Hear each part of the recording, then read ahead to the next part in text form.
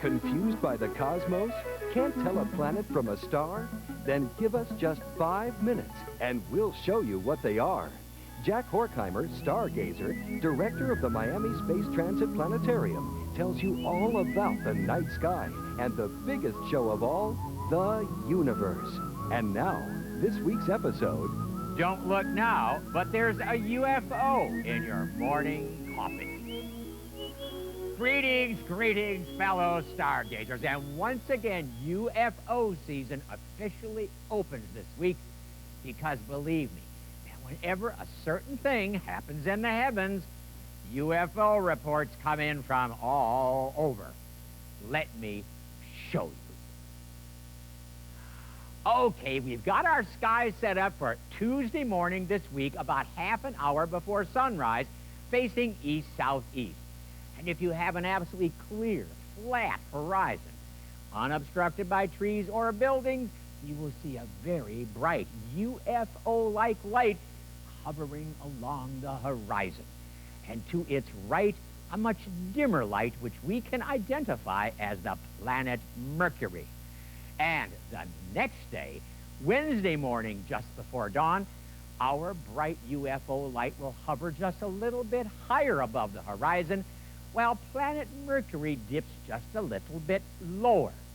On Thursday, Friday, and Saturday, the same scenario. And on Sunday, the two will be joined by a lovely crescent moon. Then, on Monday, an absolutely exquisite pairing of a very old crescent moon and an even higher UFO. And sometime from Thursday the 20th through the end of January, UFO reports will come in. And it's easy to understand why. Because our UFO is really the planet Venus, the brightest planet in the heavens.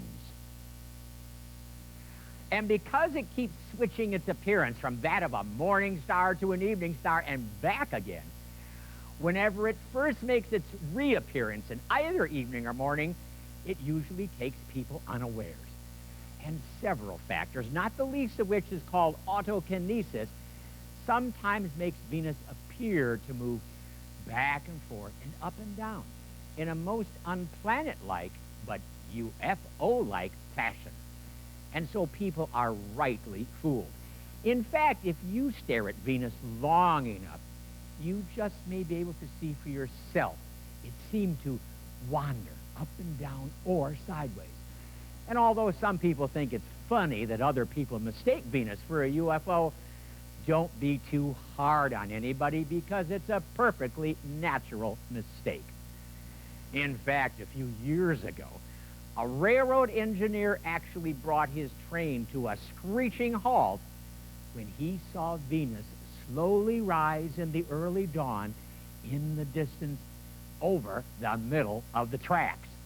And he thought that he was staring straight into the headlights of an oncoming train. And it gets even better, because one naval admiral was very embarrassed by the fact that he actually ordered his ship to fire on Venus. Indeed, every large city probably has records on file of patrol cars being sent out to investigate Venus when it hovers near the horizon. In fact, it is even rumored that jets once were scrambled to chase after the supposed intruder into our airspace. But intruder it is not. Indeed, it is 25 million miles away from us this week, and if it were sentient and had a sense of humor, it would probably smile at us earthlings who are so frequently fooled and frightened by its comings and goings.